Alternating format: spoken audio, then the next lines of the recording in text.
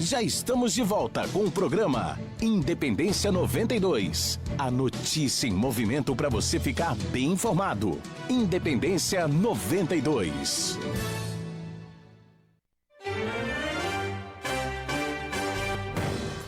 Senhoras e senhores, 8 horas e 42 minutos. Vamos com aqui as nossas análises sobre investimento com ele, João Fernando, que está aqui quinzenalmente ao vivo conosco. Tem o Resenha de Mercado na segunda-feira aqui na programação. Tem também suas postagens no portal Estúdio 92, sempre atualizando e trazendo para você novidades, suas análises sobre investimento, que apesar dos pesares, né, mesmo com todo o problema econômico que passamos, né, sempre temos que pensar naquela reservinha. Né, João? Bom dia. Bom dia novamente, Bittencourt, toda a nossa audiência do programa Independência, da Estúdio 92. Pessoal, é isso mesmo, né, Bittencourt?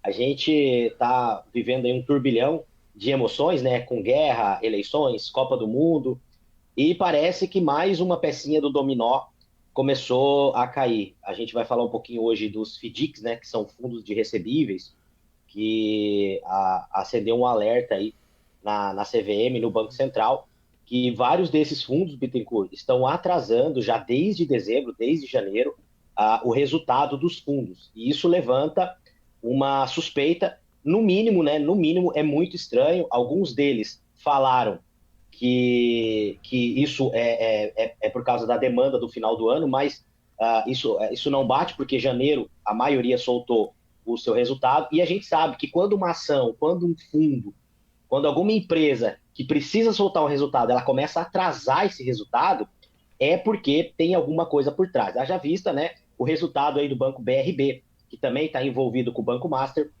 está atrasando aí os seus últimos balanços aí e o mercado está muito apreensivo.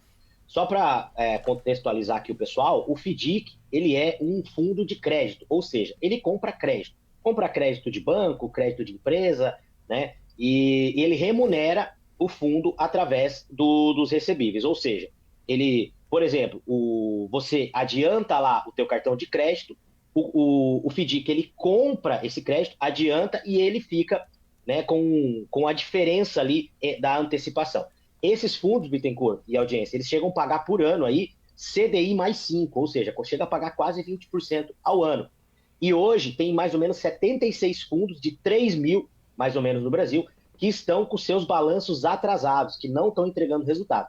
E isso levanta uma suspeita muito grande. A maioria, se eu não me engano, 37 desses fundos são fundos da REAG, que, para quem sabe, está envolvido lá com a questão do Banco Master, que não entregaram o resultado da REAG, aí, que foi pedido a sua recuperação extrajudicial.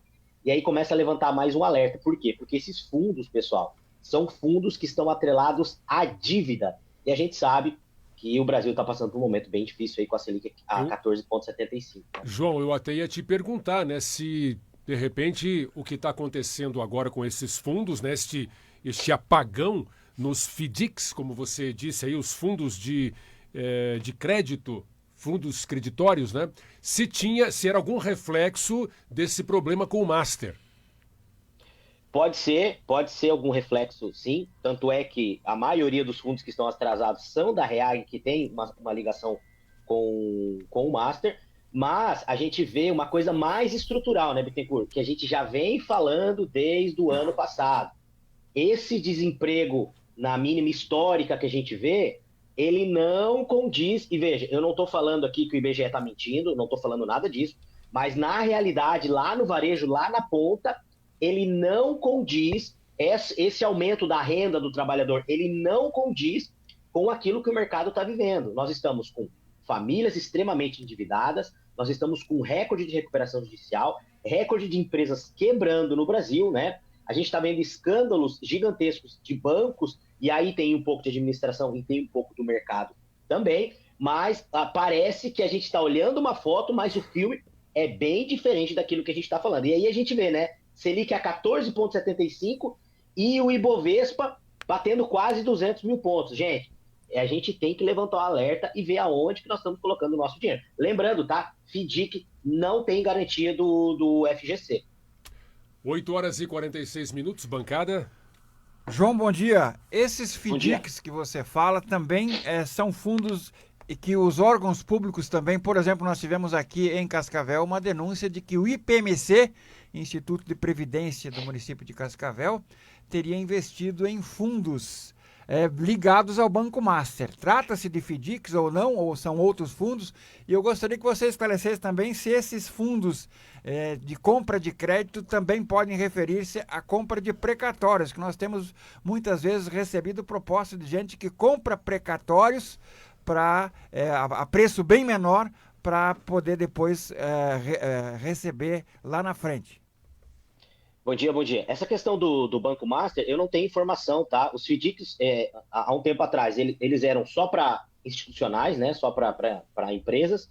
Hoje, ele está no varejo também.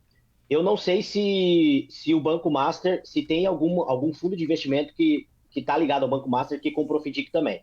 A questão dos precatórios, não. FDIC, ele é para o mercado de crédito do varejo mesmo, né? Vai comprar lá cartão de crédito, duplicata, né? Tem até lá cheque, não sei se cheque o pessoal utiliza, não. Agora, o que acontece, pessoal? Essa questão do Banco Master, ele é só a pontinha do iceberg de uma coisa muito grande que vem acontecendo no Brasil.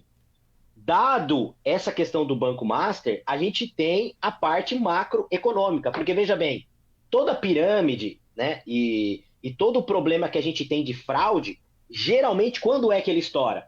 Quando o mercado começa a ter problema. Quando o mercado começa a ter problema de liquidez, se você pegar todas as pirâmides, eu não estou falando que o Banco Master foi pirâmide, mas eu quero usar o exemplo de todas as fraudes no mundo que estava atrelado ao mercado financeiro, que acabaram estourando. Geralmente ela estoura quando o mercado não está muito bom, quando o crédito começa a ficar escasso. E o que a gente vê no Brasil?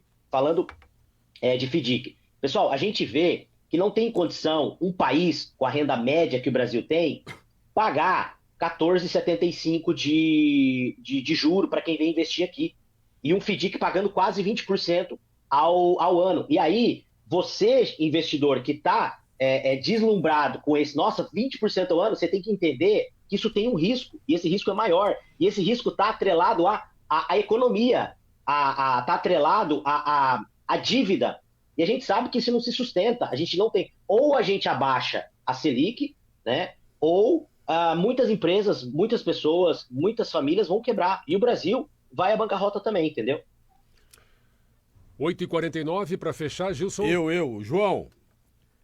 Já que estamos falando de banco, de economia, de juro, eu gostaria que você falasse um pouquinho acerca desta situação. O governo que aí está, que não incentiva a busca por trabalho e emprego, não incentiva a geração de emprego, incentiva sim o endividamento e agora diz ter pressa para lançar o Desenrola 2, que vai oferecer até 90% de descontos para os inadimplentes, João. Quem vai pagar essa conta? Ô Gilson, muito bem colocado, cara. Isso é uma coisa que a gente vai abordar no Resenha segunda-feira, às 13 horas. Eu vou aprofundar um pouquinho mais. E aí, né, Gilson, eu li vários artigos, acredito que você leu também, e ninguém fala quem que vai bancar esses 90% de desconto, né? Com certeza não é os bancos que vão bancar isso aí, né? Com certeza é a população que está adimplente, é a população que está pagando os seus impostos que vão bancar esses 90% até 90% aí de desconto. Ou seja, quem que vai ganhar dinheiro? Novamente, são os bancos. E aqui eu não estou falando mal de banco, não, tá? Adoro banco, invisto em banco, e o banco está jogando o jogo, ele tá jogando o jogo dele. O que o mercado, é o campo que o mercado dá, é a bola que o mercado dá, o banco está jogando o jogo. Agora, quem que vai pagar esses 90%? É a população, mais uma vez. E aí, Gilson, tem um outro grande problema. Quando uma pessoa está inadimplente, você vai lá e perdoa a dívida dessa pessoa, o que essa pessoa vai fazer? Vai gastar de novo. Vai gastar de novo, daqui a pouco tem o outro. Lembra a história dos refis? Que as empresas ficavam sem pagar imposto? Aí não vou pagar imposto, cada 2 anos os caras dão 80% de desconto lá, eu vou e faço o parcelamento. Quem que perde? O cara que paga o imposto em dia, o cara que tem as suas contas em dia. Então isso vai drenando o poder de consumo do Brasil, entendeu? E aí, como você bem falou, ao invés da gente procurar, do Brasil procurar incentivar o brasileiro a criar riqueza, ele o governo incentiva a ele se endividar para depois lá na frente a gente faz um paliativo. E aí, só para terminar, pessoal, tem uma estatística que diz que cada R$1 que foi negociado no Desenrola gerou depois, acho que 1,40, 1,20 de novos débitos. Ou seja, enxugar gelo de novo, né, Gilson? É perfeito. 92.3 FM. João Fernando Silva, obrigado mais uma vez pela participação conosco. Segunda-feira tem resenha. Isso aí, pessoal. Obrigado aí a todos. Um final de semana abençoado. Segunda-feira, às 13 horas, eu espero vocês aqui na estúdio com resenha de mercado e aí a gente vai aprofundar vários desses assuntos aí. Até a próxima. Forte abraço. Valeu, gente. Um abraço.